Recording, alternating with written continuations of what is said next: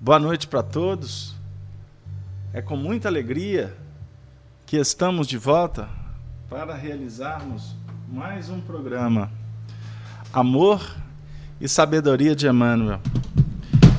Aproveitamos nesse momento para abraçar a todos os teleouvintes da rede Amigo Espírita, da Rádio Brasil Espírita de Maceió. Grande abraço ao Márcio, à Cláudia, ao nosso querido Zé Aparecido aqui da rede, a todos os nossos companheiros que compusemos essa equipe maravilhosa de amigos, de corações que estamos cada vez mais próximos através da força do trabalho. A todos vocês que se encontram no chat, desde o nosso querido João Nodari, o Simplício, a Silvia, a nossa amiga Cleusa lá de Leiria, Carlos Lima, Elisa, Jussara, o nosso Daniel, Antônio, Helena, Leonardo, o Ricardo e todos que forem chegando, se sintam todos acolhidos nessa ambiência extremamente fraterna. Como sempre fazemos, nós vamos iniciar o nosso trabalho suplicando as bênçãos para a nossa jornada. Vamos orar. Vamos conversar com Deus. Senhor da vida, Pai de infinito amor e bondade, a nossa alma se engrandece no Teu amor, na Tua misericórdia. Suplicamos, Senhor da vida, nesta noite em especial, que abençoe a todos nós, que envolva todos os nossos entes queridos, familiares. Envie, Senhor, os Teus mensageiros, de sorte que todos os lares que aqui estão representados possam ser envolvidos, serem abençoados. Que a Tua paz, Senhor, o Teu amor,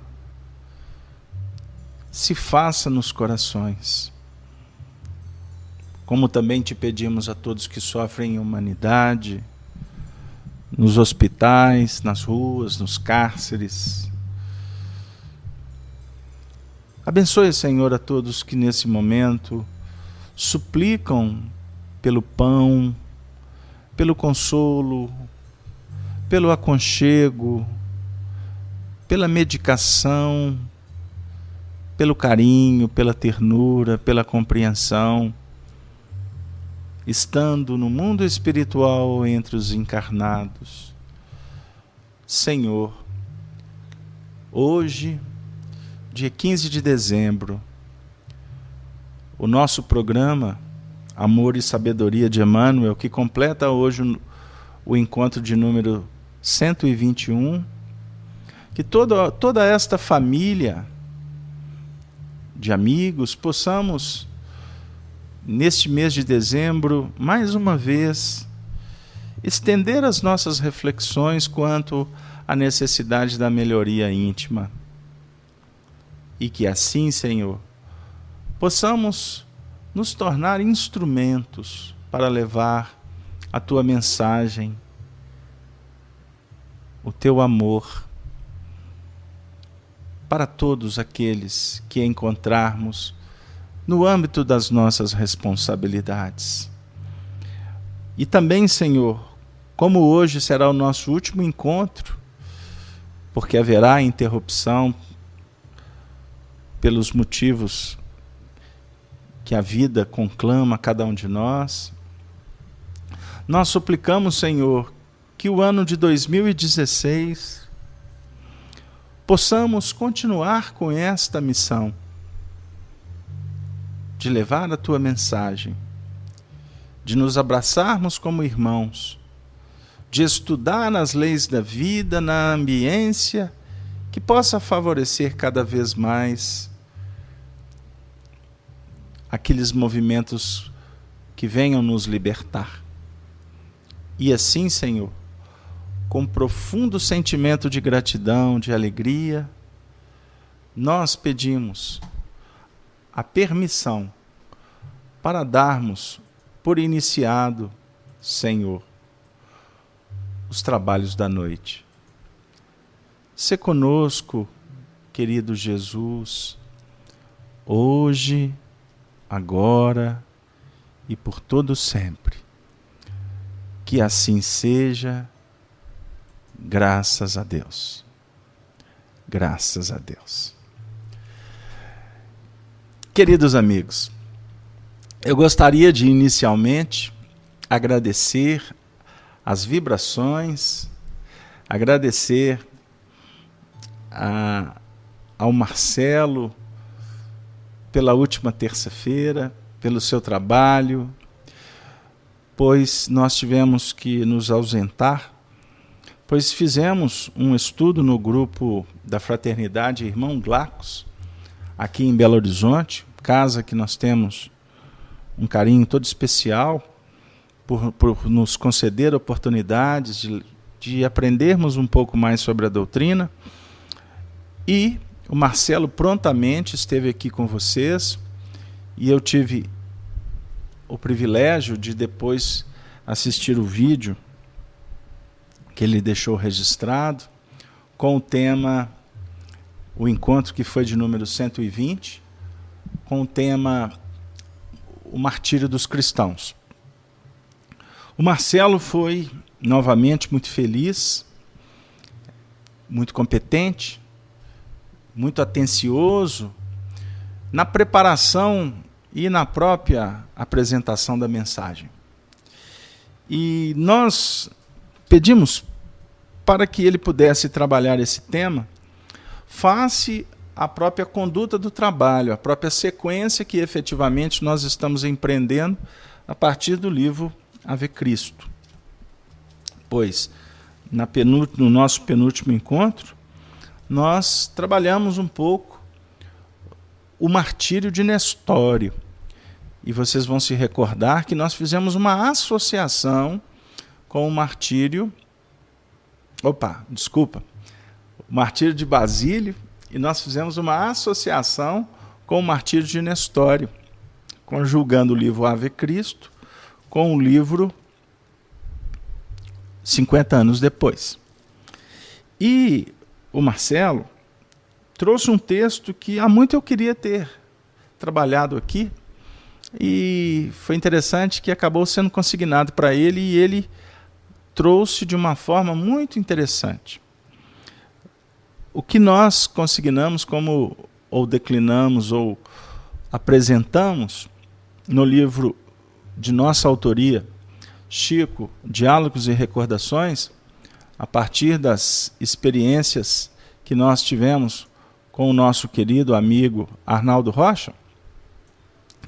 E nesse livro nós colocamos a Acta dos Mártires, que foi um texto fruto de pesquisa do nosso querido companheiro Haroldo Dutra, companheiro aqui de Belo Horizonte, que na época estava, vamos dizer assim, se envolvendo um tanto mais no movimento espírita, porque ele ficou muito envolvido com as universidades, enfim, e na época que ele começou a se envolver mesmo, nós fizemos amizade, na época Grupo Emmanuel, ele frequentou um período conosco, nós ficamos lá 12 anos, ele participou de algumas reuniões conosco no estudo junto com Honório Abreu.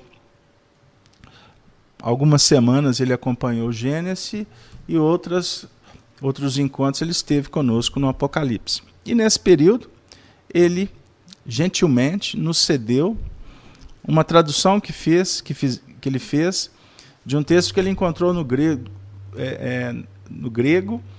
que envolvia, portanto, o martírio dos cristãos, considerados, alguns desses, pais da igreja. E, na época, nós publicamos, no nosso livro, dentro do próprio contexto do martírio que nós apresentamos, envolvendo a personalidade de Emmanuel. E foi muito interessante, porque nessa época que a gente escreveu o livro Chico Diálogos e Recordações, a gente estava assim, muito sintonizado com essas frequências.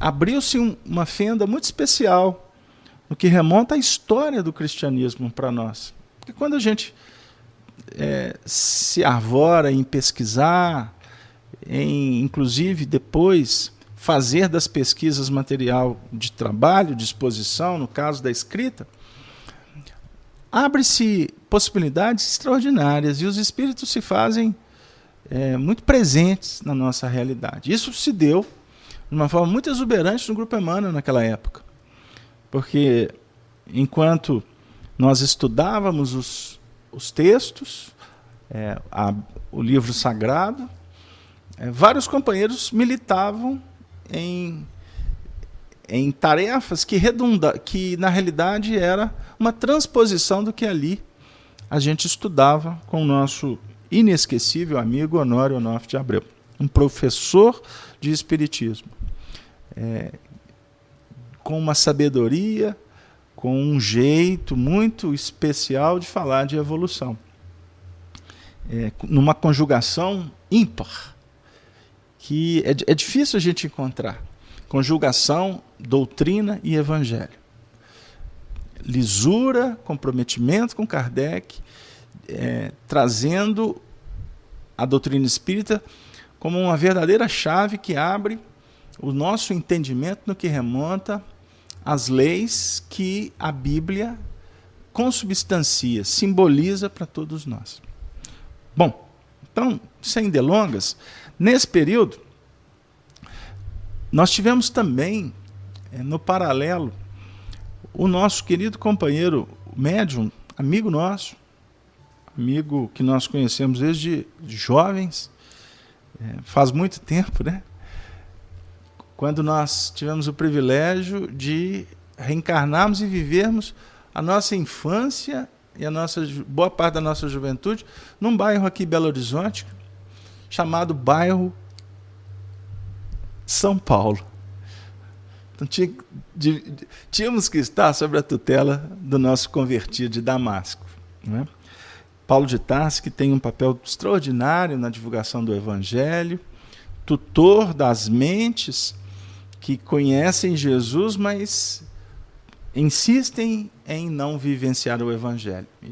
Esta missão de Paulo de Tarso, ela é declinada pelo nosso querido benfeitor Neio Lúcio e está contida no livro uma biografia de Emmanuel, escrita pelo saudoso amigo para sempre, que a gente carinhosamente chama a equipe de Pedro Leopoldo, né, que se espargiu para o Brasil afora, Clóvis Tavares, professor Clóvis Tavares. Então, Wagner Gomes da Paixão, na época, iniciou dentro do seu trabalho psicográfico, iniciou um trabalho psicografando, trazendo para nós mensagens do Espírito que se apresentou como João Lúcio. João Lúcio, na última existência, foi irmão do Honório Onofre de Abreu, também um expoente do Espiritismo, Oswaldo Abreu, que nós também tivemos a oportunidade de estudar Evangelho com ele, e ele também tinha um jeito todo especial de apresentar a doutrina espírita. E João Lúcio vai apresentar os painéis do mundo espiritual nas terras das Alterosas, inclusive apresentando uma colônia espiritual a qual Chico Xavier houvera até se referido para Arnaldo Rocha, que fica nessa região que se estende na capital de Minas Gerais e adjacências, né? Vamos definir os limites dela. Mas a cidade, a colônia espiritual, Novos Horizontes. E muito interessante porque a cidade Novos Horizontes, ela foi fundada pela revelação de João Lúcio por espíritos vinculados à igreja de João. a igreja de João, situada em Lyon. E, portanto, espíritos, grande parte dos espíritos que deram os seus testemunhos riquíssimos, flagelados, torturados, mortos, sacrificados em nome do Evangelho. Foram espíritos que se comprometeram com Jesus no tempo, no que remonta à mensagem, à divulgação da mensagem do Evangelho. Em Minas Gerais, foi escolhida como uma das regiões polo, região de irradiação dessa mensagem. E é muito interessante, porque aí a gente vai vendo a coerência, o porquê que nós vamos encontrar espíritos tão compromissados com Jesus, reencarnados nesse território abençoado das Gerais, como Eurípides Barçanufo, espírito de alta envergadura,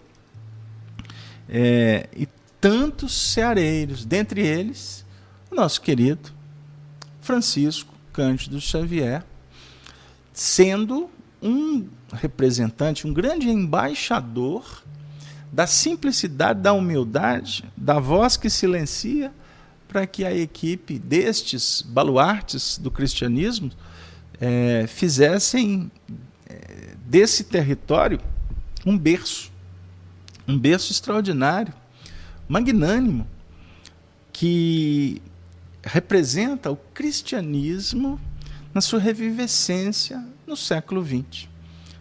Não, a espiritualidade definiu essa região aqui como um grande celeiro, e graças a todo esse envolvimento, a esse procedimento, nós temos em Chico Xavier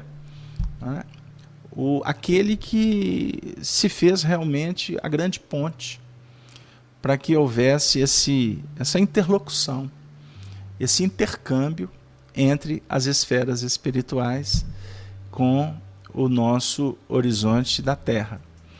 E foi muito interessante a maneira em que o nosso Marcelo trouxe o estudo, porque ele inclusive me fez relembrar, quando eu assisti o trabalho, posteriormente, de muitas coisas que a gente tinha como que deixado um pouquinho à margem, face a tantos compromissos, a tantas tarefas que a gente vai assumir no movimento. E inclusive chegou num momento muito especial para mim. Desculpem essa introdução um pouco histórica, não é apenas objetivando depoimentos personalistas, mas apenas trazendo notícias interessantes para o público que estuda conosco e que a gente recebe tantos testemunhos do interesse dos estudantes nessas pesquisas, nesses materiais, que inclusive chegou num momento muito especial para mim particularmente, porque a gente vinha trabalhando nas quintas-feiras com o romance Paulo Estevão, a gente vem numa sequência super legal, trabalhando os romances há 2000 anos, 50 anos depois, agora caminhando nesse movimento extraordinário do Ave Cristo. E o Ave Cristo tem umas peculiaridades muito interessantes, porque foi o período que a gente vai encontrar um grande grupo, um grupo muito especial de espíritos que se comprometeram, portanto, em darem os seus testemunhos, darem a vida nessa proposta da vivência e da divulgação da mensagem de Jesus. E observem bem que interessante, porque no estudo que nós fizemos na semana penúltima, no momento em que a gente fez algumas descrições, trouxemos os detalhes do martírio de Basílio, que é o nosso Emmanuel, junto com o Vestino, né? É muito interessante, Lucano Vestino, muito interessante porque o Lucano teve uma clara evidência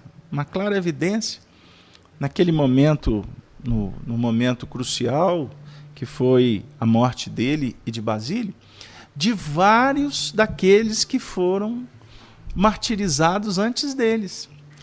Nós estamos aqui no Martírio de Basílio por volta do ano de 230 e poucos. Confere? Acho que é isso mesmo. E mais ou menos 50, 80 anos antes, houve uma avalanche de sacrifícios naquela terra, naquela região das Gálias. E o nosso Lucano Vestino, conforme a descrição de Emmanuel, vê, adentrando no recinto onde eles estavam sendo torturados e mortos, a presença, por exemplo, de Átalo de Pérgamo,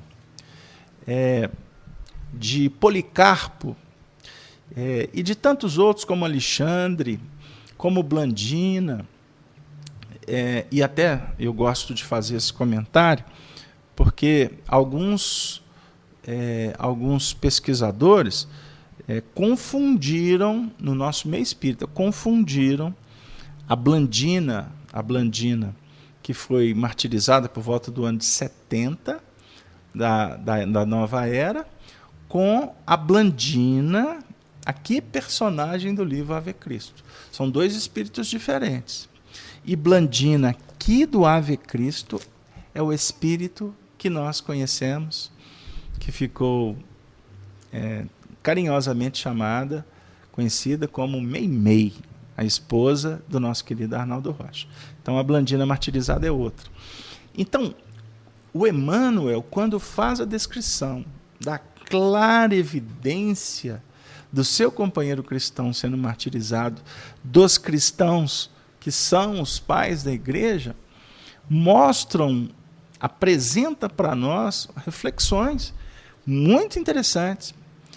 Por isso é que a gente chama a atenção que um estudo, quando ele é feito em grupo, cada um acaba levantando alguns pontos que se tornam materiais interpretativos, que elucidam outros que cada um vai construindo.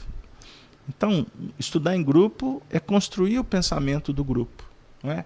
É formarmos juntos o edifício, que objetiva o entendimento mútuo.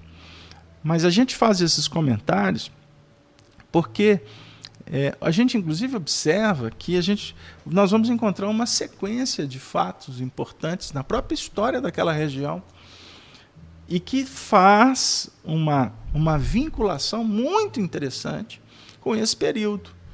Então, não foi à toa que Allan Kardec reencarnou na cidade de Lyon, exatamente naquela região que ficou salpicada pelo sangue desses mártires. E chegou até as minhas mãos, não está aqui agora fácil, no próximo estudo eu mostro para vocês, uma biografia de Allan Kardec, vinda da França, um pesquisador, uma biografia extraordinária. E nessa biografia, inclusive, muito parecida com a que Marcel Souto-Maior fez de Allan Kardec, tratando de vários expoentes que reencarnaram naquela época, junto com Allan Kardec, na região de Lyon. A definir, inclusive, esse pool, vamos dizer assim, essa maneira extraordinária de Jesus delegar a sua missão para cada um. Nós não podemos esquecer que ninguém trabalha sozinho.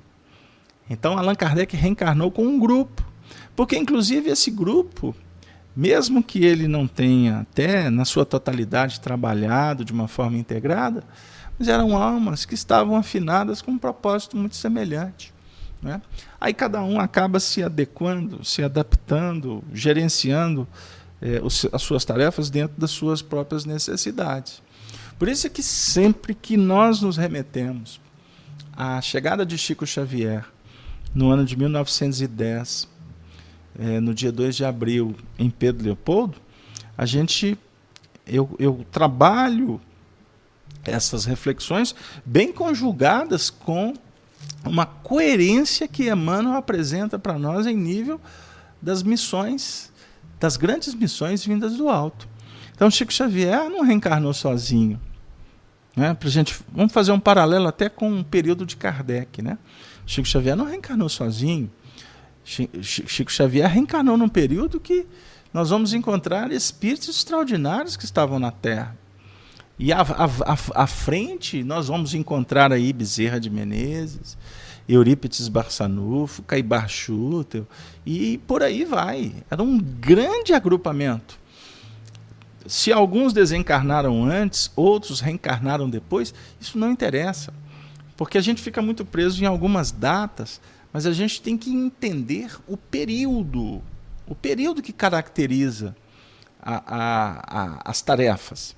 Tanto que a gente vai observar no livro Brasil, Coração do Mundo, Pátria do Evangelho, os espíritos falando da missão que competia ao Brasil, inclusive de estar recebendo o Consolador prometido. Então, tem Humberto de Campos, de uma maneira poética,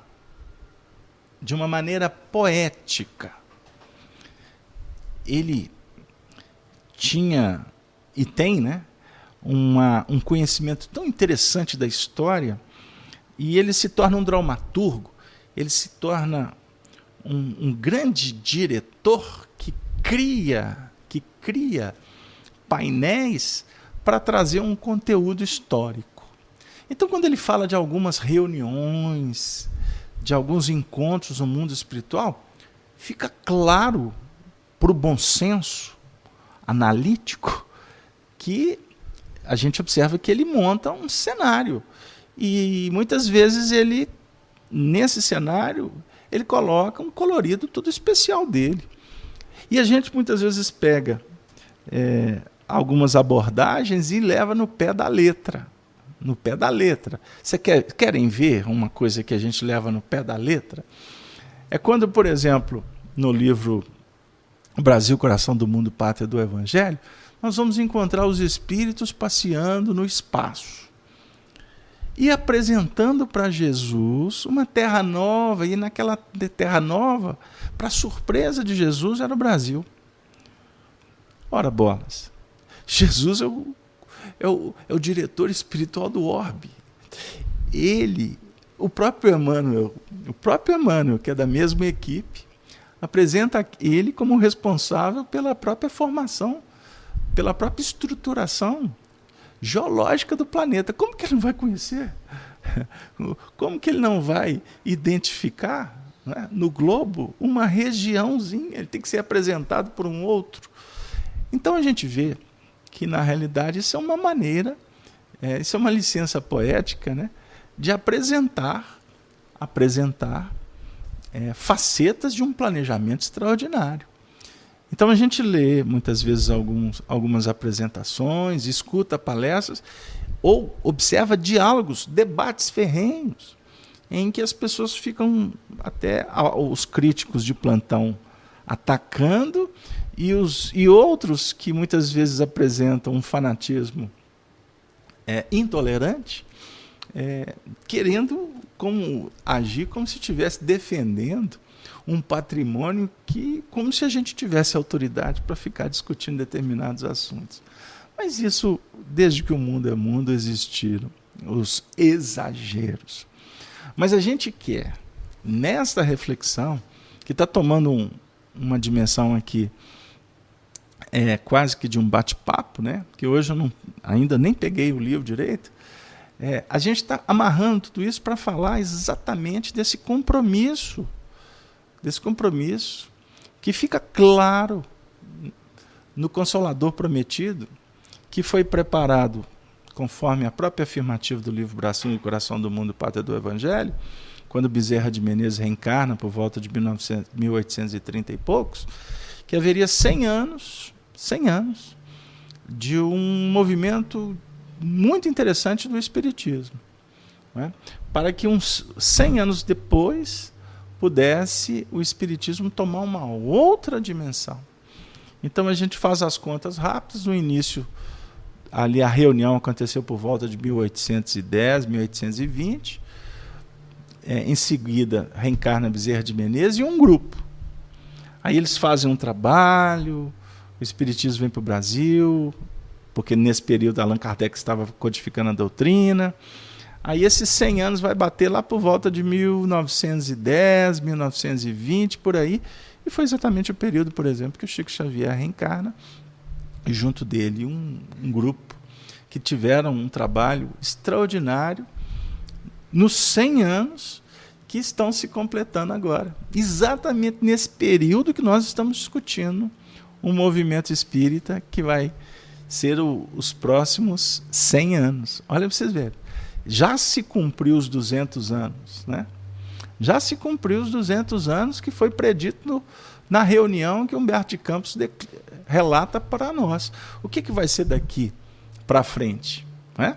Nós vamos ter agora, esses 200 anos, é um período que vai intermediar um ciclo de 1000 anos. 1000 anos. 1000 anos. É 100 para lá e 100 para cá. Então, os próximos 1000 anos, que já está bem definido nas contas, nas análises do Apocalipse, nas equações joaninas, danielinas, como queiram, a gente vai observar que nós já estamos dentro do próximo milênio a todo vapor. Um milênio que se caracterizará por uma transformação exuberante. Exuberante. Por isso, tudo que nós estamos vivenciando agora na realidade, parece para nós até uma crise de identidade, uma crise histórica, uma crise na base da sociedade, nas análises da ética, da moral, da conduta, etc. Mas tudo isso já é um resultado de um planejamento espiritual que se caracterizará, nesse momento, por uma transformação que só terá uma alavanca para sustentá-lo. Essa nova era só terá uma alavanca. É a alavanca que Vicente de Paulo apresenta para nós no Evangelho segundo o Espiritismo. A alavanca da caridade, que é o Evangelho vivenciado. Então, Minas Gerais foi escolhida. Foi escolhida para receber esse grande agrupamento que eu poderia agora, de uma forma muito carinhosa, respeitosa, mas sem nenhum medo de errar, eu vou me apoiar numa frase dita por uma ex-diretora da Federação Espírita Brasileira, que eu aprendi a admirar pelo seu caráter, pela sua ética, pela sua seriedade, pela sua firmeza e pela sua dedicação à doutrina espírita. Eu me refiro a Cecília Rocha.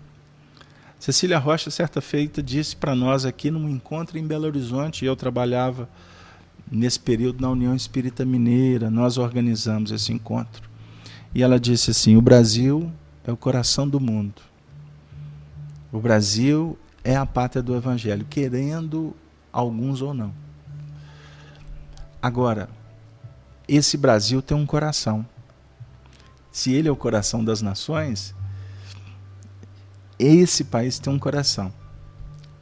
Esse coração é Minas Gerais.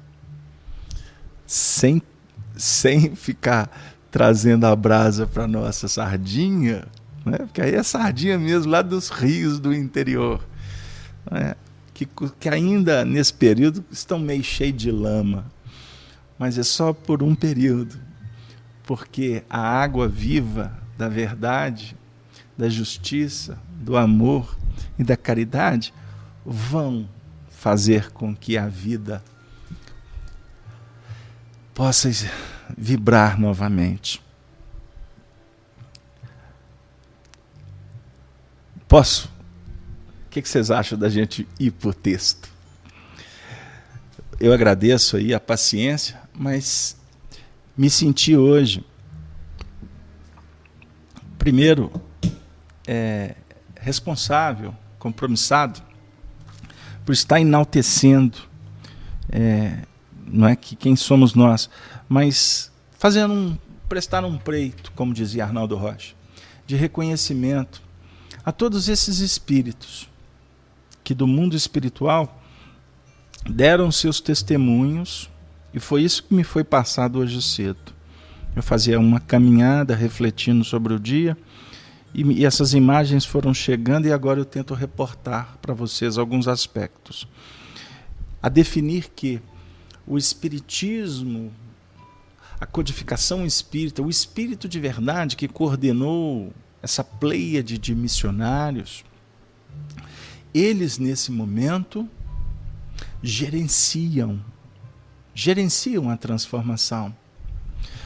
Mas se antes nós tivemos os mártires, hoje somos aqueles que participamos do martírio deles, direta ou indiretamente, expectantes ou colaboradores para o martírio deles.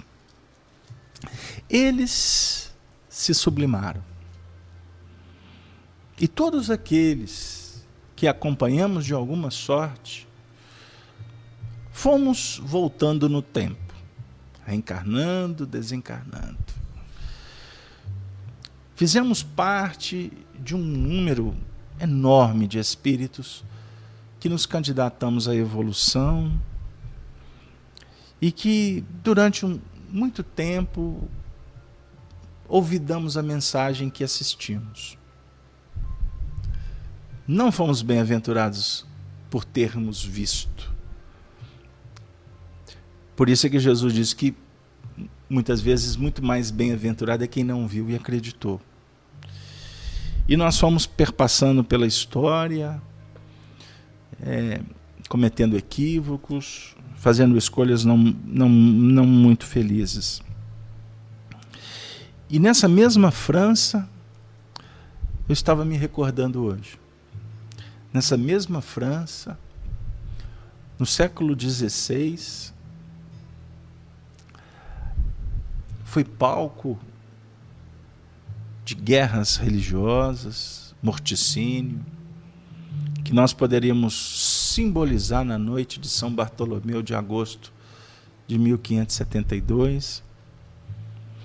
200 anos depois, o processo tomou uma outra conotação e na mesma França, em busca de libertar das peias do passado, ensanguentamos as ruas de Paris, na queda da Bastilha, a Revolução Francesa.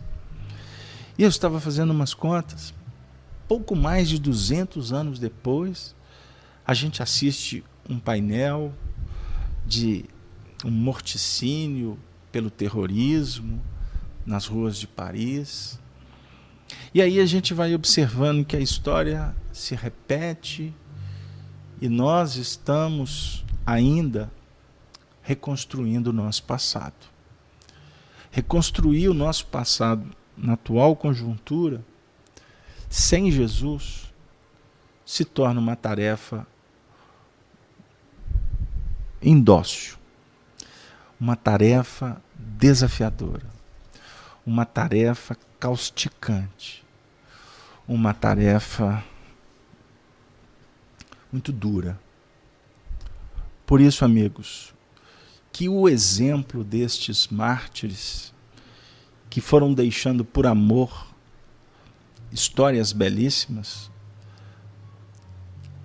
que eles possam nos inspirar nesse momento, que eles possam, nesse instante da nossa trajetória espiritual, nos fazer recordar daqueles que se comprometeram em nos apoiar. Porque somos todos amados, fazemos parte de uma grande família.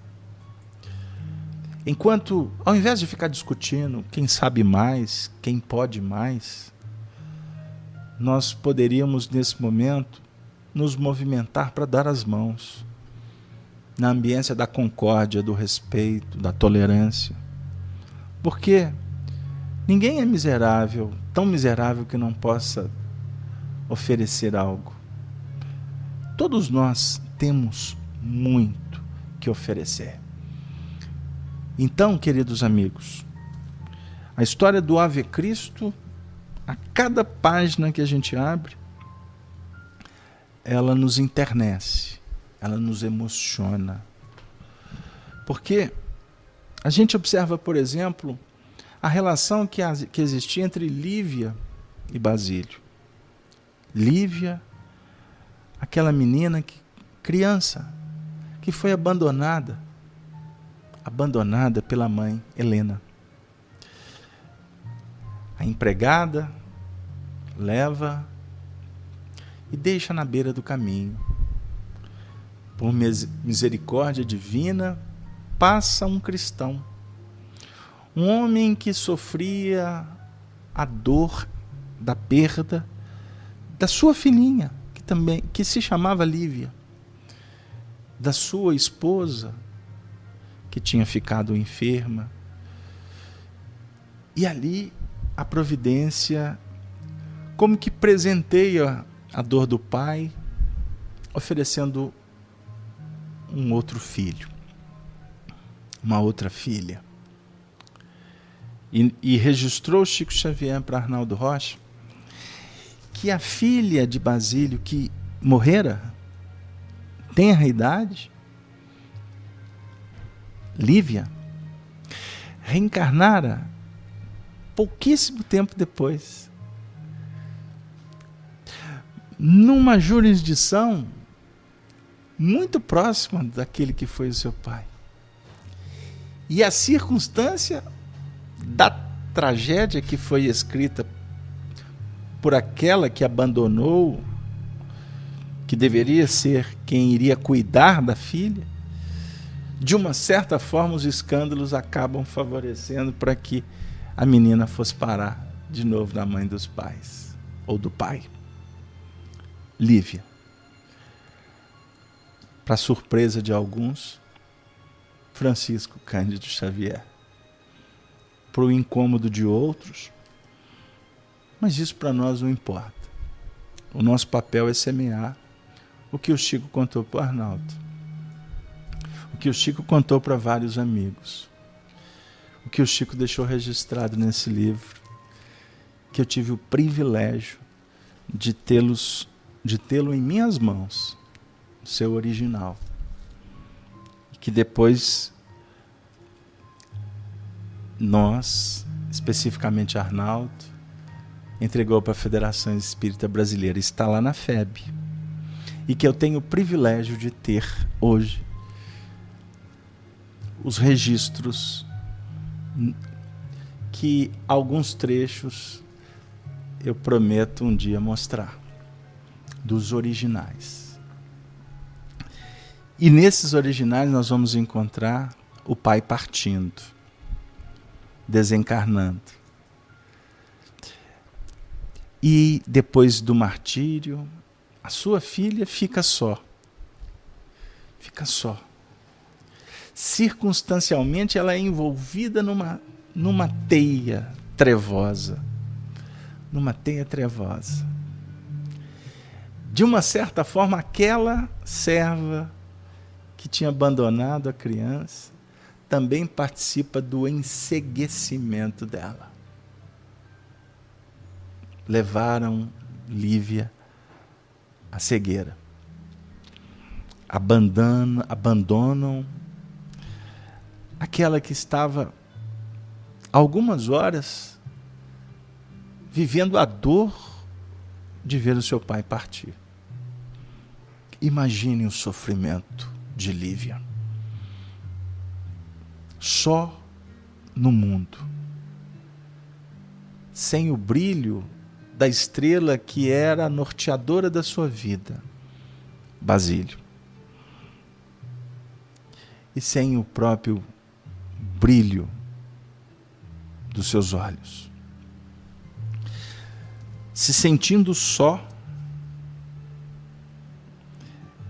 ela se recorda dos conselhos do pai, das tertúlias evangélicas, e no seu íntimo questiona para onde que ela iria, como é que ela poderia sobreviver sem poder trabalhar, como seria o seu futuro. nesse momento, rende graças a Deus, porque pelo menos ela conseguia chorar livremente. Nunca recordou com tanta intensidade a ternura paterna, desde a separação de Basílio como naquela hora. O velho filósofo ensinara-lhe que a morte não existe, que as almas vivem além da terra, em esferas compatíveis com um aprimoramento moral de que são portadoras. Nunca lhe puseram em dúvida as menores lições. Certamente o carinhoso protetor prosseguia vivendo em algum lugar. Mas poderia acaso acompanhar-lhe a dor, aquela dor doída? Poderia. Será que naquele momento o pai ouvia, sentia o pranto, acompanhava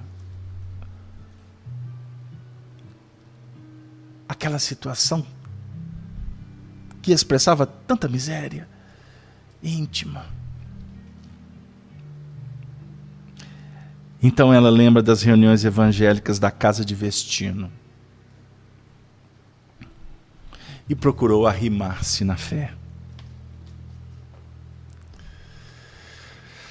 Porque, por certo, aqueles que antecederam, que tomaram a vanguarda da morte, não poderiam olvidar, não poderiam deixá-la relegada à solidão. Deixou que as lágrimas lhe rolassem pela face, que a ventania do crepúsculo açoitava, impiedosa, e rogou em pensamento: eu peço que vocês nos acompanhem. A rogativa de Lívia: Pai amado, não me abandones. De onde estiveres, volve o generoso olhar sobre mim. Lembra-te do dia em que me acolhestes, no matagal deserto, e asila-me de novo em teu carinho. Estou, Pai, enjeitada outra vez. Não sei por que contrário destino me pesa sobre a alma. Embora creia, como me ensinaste, que Jesus vela por todos nós do céu. Agora que me sinto aniquilada e cega, não me deixes perder a luz íntima da esperança e ajuda-me na restauração do bom ânimo. Muitas vezes me dissestes que o sofrimento nos purifica e eleva para Deus. Faze-me compreender esta realidade com mais força, para que a dor não me arroje aos precipícios da inconformação.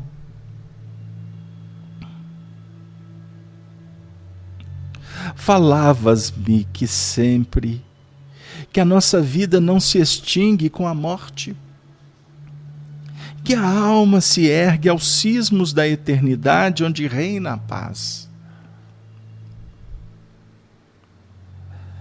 Acreditavas que os mortos são mais vivos que os homens, amortalhados na carne, e admitias, com segurança, que os nossos entes amados, além do sepulcro, podem auxiliar-nos e proteger-nos. Como? Como, pois, esquecer-me de ti, que fostes em todos os dias o amigo e benfeitor contínuo? Como seria feliz acompanhando-te os passos. Não pude, entretanto, desfrutar o privilégio de morrer por Jesus nos tormentos de arena. Oh, meu Pai, por que não me foi concedida a graça de partir junto dos nossos? Por que me separou o destino das companheiras que se fizeram venturosas pelo martírio? Tem compaixão de mim. Explica-me a vida como no outro tempo, meu Pai. Orienta-me no labirinto. Lembra-te de que ainda não passo de uma criança. Às escuras, no matagal humano, e faze-te meu protetor. Novamente, meu Pai. Trouxeram-me até aqui com a promessa de reencontrar nossos amigos, cujo paradeiro ignoro. Provavelmente não mais lhes apertarei as mãos nesse mundo. Na terra, a separação é sempre mais fria, pelos obstáculos que distanciam a nossa visão das pessoas amadas. Mas na vida espiritual, o coração deve possuir recursos diferentes para fortalecer o amor e socorrê-lo.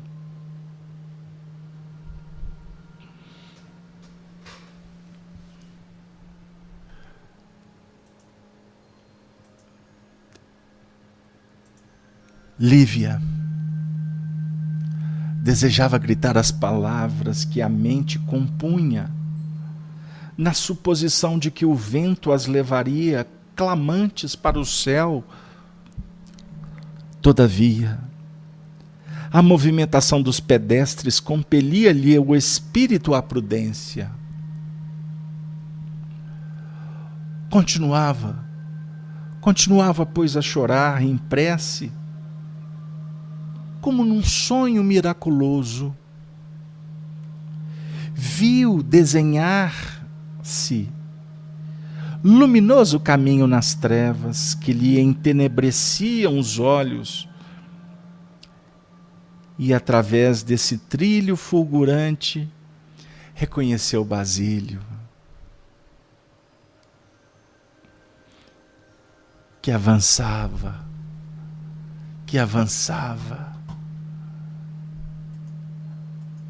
ao seu encontro.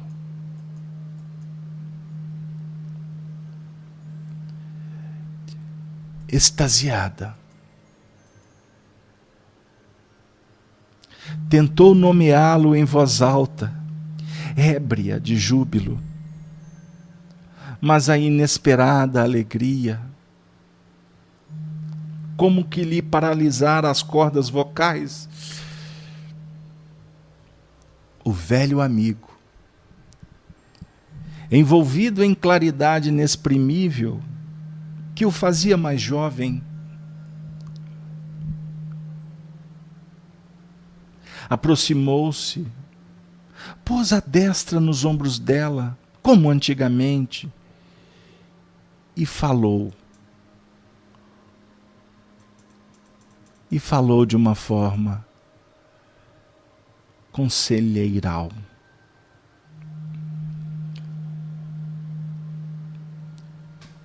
Minha filha,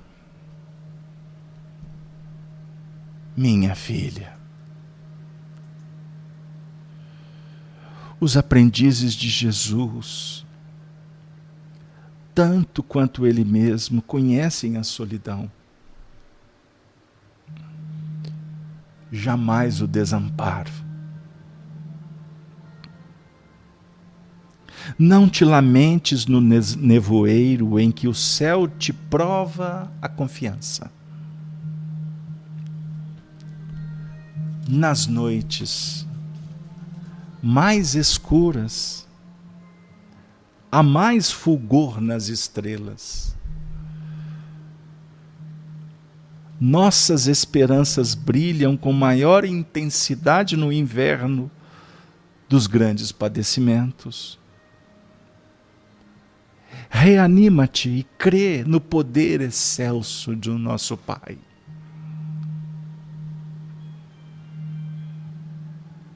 Acariciando-lhe a cabeleira castigada pelos sopros do vento, Basílio continuou: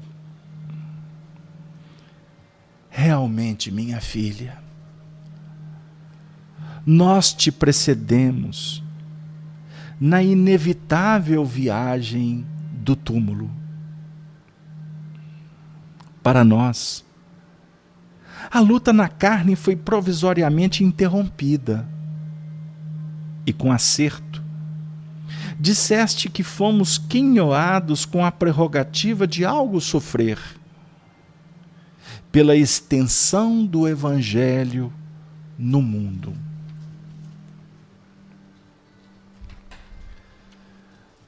Mas não te creias excluída do testemunho e da flagelação. O tormento dos olhos é o sinal de que não fosses esquecida.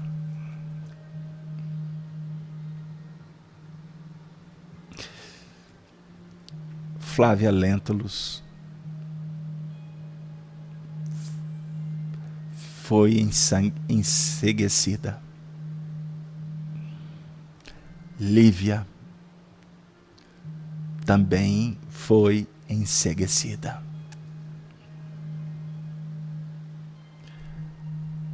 Em 1932, quando lançado o primeiro livro, Parnaso de Além-Túmulo, a cegueira no olho esquerdo voltou. Lá atrás, resgates. Mais à frente, fixação para o testemunho.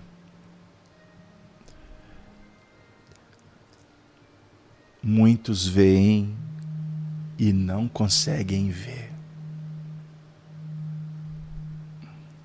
Alguns preferimos não ver. Porque ver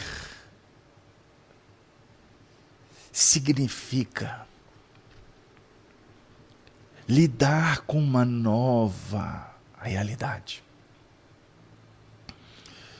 que geralmente são marcadas por grandes desafios, a começar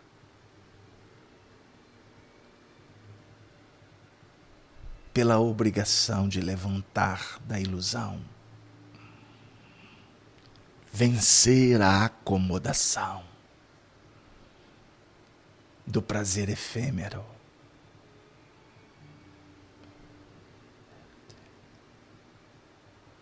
Lá atrás, muitos foram enceguecidos, amando de Públio Lentulus Sura. Ele recebeu, conforme a descrição do livro, há 2000 anos, o enceguecimento pelas mãos teoricamente involuntárias do seu próprio filho, Marcos Lentulus, que foi raptado por André de Giórias e feito um escravo. A vida devolve, amigos. A vida devolve. Discursos de Emmanuel para tentar convencer na política do mundo. Quantas mudanças no progresso desta alma. Quantas vozes, quantas situações em que foi dele retirado a possibilidade de falar. Como, por exemplo, o presbítero Arius, que a trama da vida assassinou para que ele não continuasse a incomodar o sistema que implementava o catolicismo ou o cristianismo como religião oficial. E fazia de Jesus Deus. Ele lutou para mostrar que Jesus não era Deus, porque ele viu Jesus de perto. Acompanhou o seu próprio sacrifício.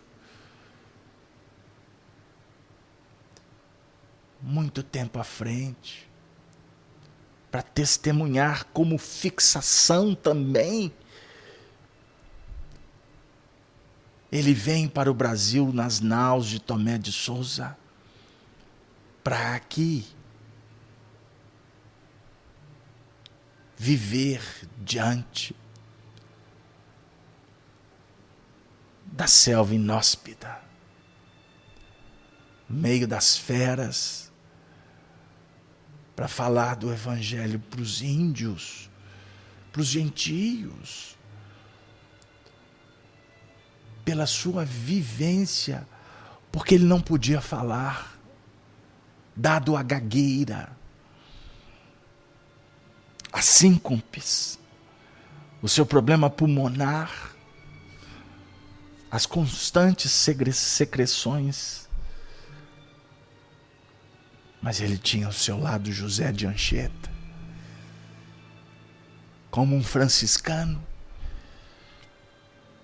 que auxiliava aquele jesuíta. Simbolicamente, os dois eram jesuítas, mas simbolicamente mostrando para ele a necessidade de frequentarmos as fileiras paulinas, mas é imperioso viver pelas sendas joaninas, franciscanas, do silêncio, da simplicidade. É a dualidade dentro de nós, sobre a égide do Cristo, não por facetas religiosas.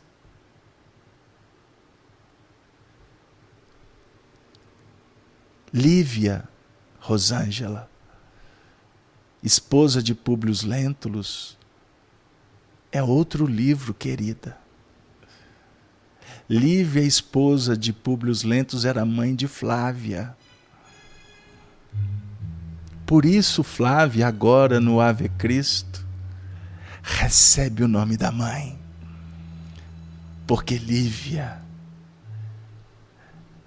jamais descuidou de sua família. Sempre acompanhou a sua alma gêmea e todos os rebentos vinculados ao seu coração e de alguma forma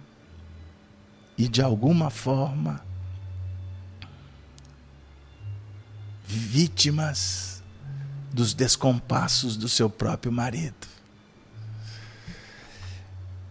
Somos, de alguma sorte, copartícipes. Somos, de alguma forma, compromissados com a evolução daqueles que amamos. Ninguém vive só.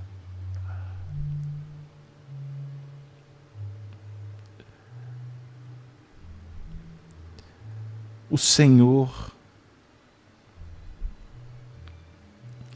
não entrega responsabilidades de certa natureza a corações ainda frágeis. Assim como não dependura o fruto alimentício no ramo tenro do vegetal nascente. O testemunho é para quem dá conta. Tem coragem, minha filha. Às vezes, é necessário nos mergulhemos na sombra para auxiliar os que jazem nas trevas. Reunir-te-ás a nós brevemente. Arrima-te ao bordão da fé e não desfaleças.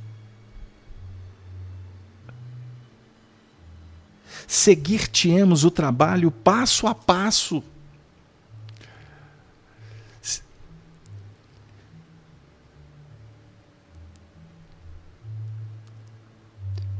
Seguir-te-emos os passos, estaremos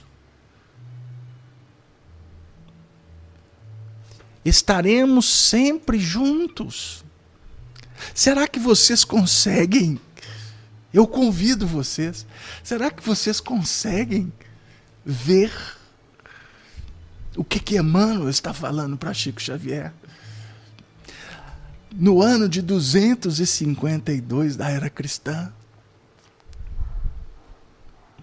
Foi isso que Arnaldo Rocha me ensinou. A ver. Porque Chico ensinou ele a ver. Porque Emmanuel ensinou Chico a ver. Porque Paulo ensinou Emmanuel a ver. Porque Saulo ensinou o Paulo a ver. Meu amigo, estudar evolução não tem preço e nem tem fim. Reflita com carinho, com atenção e sinta a presença de Allan Kardec conosco, porque sem ele tudo fica confuso. Se algo existe no mundo que possa expressar nosso serviço com Deus, é a plena realização da tarefa enobrecedora que a vida nos assinala. E, porque o esforço da renúncia não é acessível a todos ao mesmo tempo, recebe a gradativa imolação de ti mesmo como bênção do alto. Não perguntes pelas razões que te impuseram a cegueira física. Não te sintas injustiçada. A vida é sempre um milagroso tecido da divina sabedoria. Às vezes, a aflição é véspera da felicidade.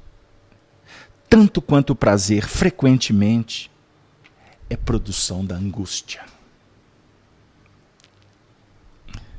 Nunca te esqueças do enviado, que nos recomendou o perdão 70 vezes 7 para cada ofensa.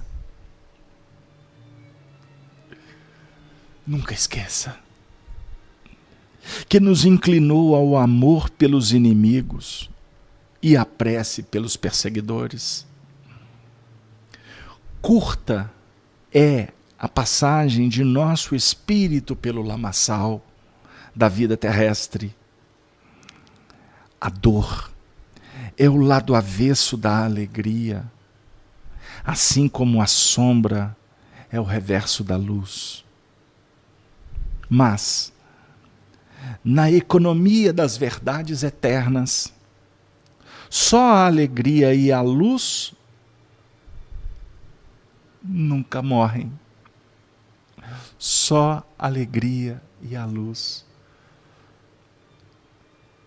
nunca morrem. Treva e sofrimento são estados de nossa posição imperfeita. à frente do Altíssimo.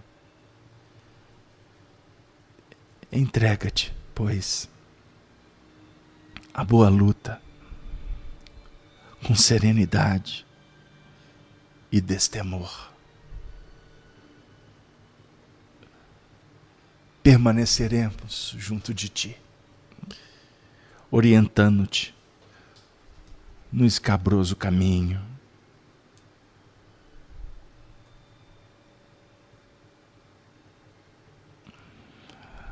Basílio imprimiu um longo intervalo às considerações. Enlaçou a filha com ternura. Lívia respondeu o gesto carinhoso, como se quisesse retê-lo no próprio coração. Todavia, embora encorajada e ditosa, refletia no imediatismo do mundo. Que seria dela quando se visse novamente só? Cair à noite. Onde abrigar-se? Onde abrigar-se? Estaria sentenciada a reengelar-se na via pública. Emmanuel, Basílio, o benfeitor espiritual de todos nós, percebeu-lhe os pensamentos e logo a eles respondeu: não temas. O Pai que nutre os passarinhos cada manhã jamais nos esqueceria. O socorro não tarda. Não cerres o coração à bondade e à confiança para que o Senhor não encontre dificuldades em ajudar-te. A cegueira dos olhos não é inutilidade da alma. Recorda nossa pobreza laboriosa. Não encontrávamos ambos na música a nossa razão de viver? Nesse instante, Lívia escutou não longe uma voz de criança que cantava comovente, acompanhada por um alaúde mal tangido.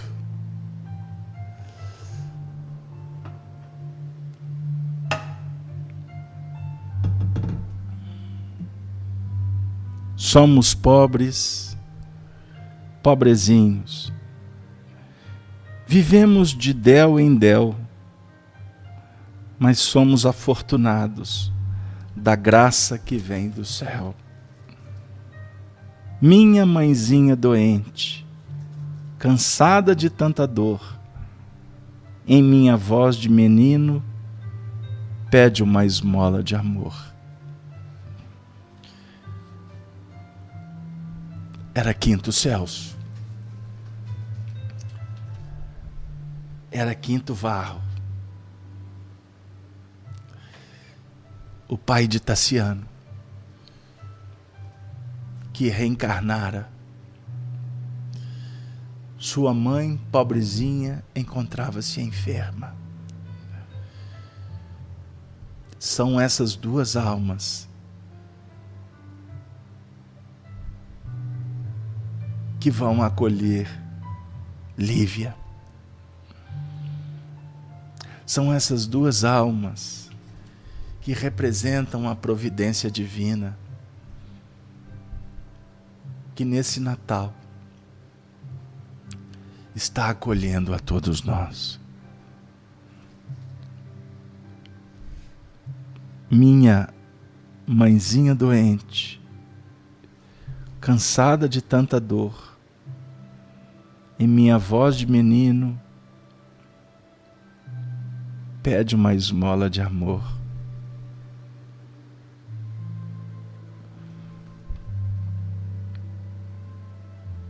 1915. Um menininho pobre, vendo a mãe consumida de dor, pedia esmola de amor por ela. Esse menininho viu Maria João de Deus partir.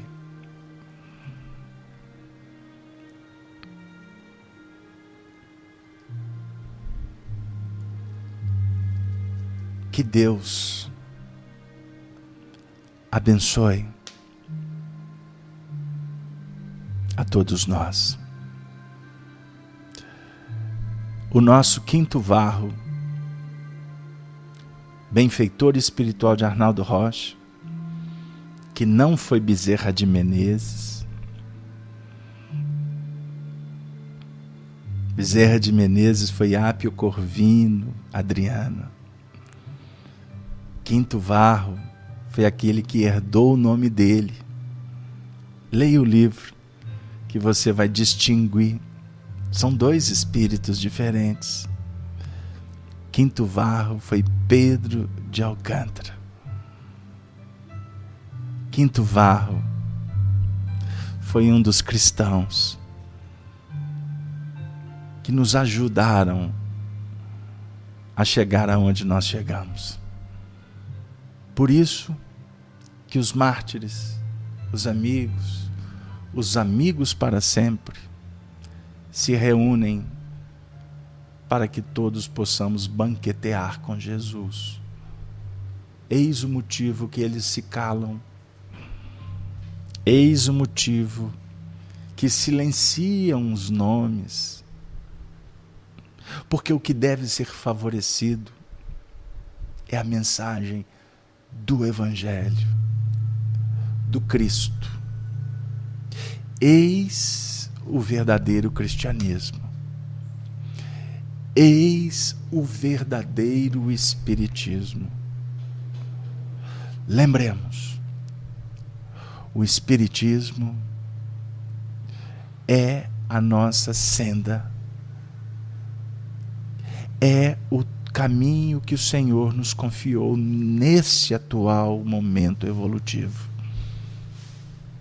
Que jamais esqueçamos de nos comportar dentro dele como viveram os cristãos da igreja de João. Os cristãos que se espalharam pelo mundo durante toda a história da humanidade e que hoje vibram numa corrente bendita para que cada um de nós façamos agora a nossa parte, porque eles já fizeram a deles. Agora é com cada um de nós a responsabilidade de trazer Jesus para a intimidade dos corações. Eu agradeço de alma e coração a presença dos amigos espirituais que nos visitaram nessa noite. Dentre eles, Francisco de Paula Cândido, Chico Xavier. Ave, ave, ave Cristo. Um beijo no coração de todos.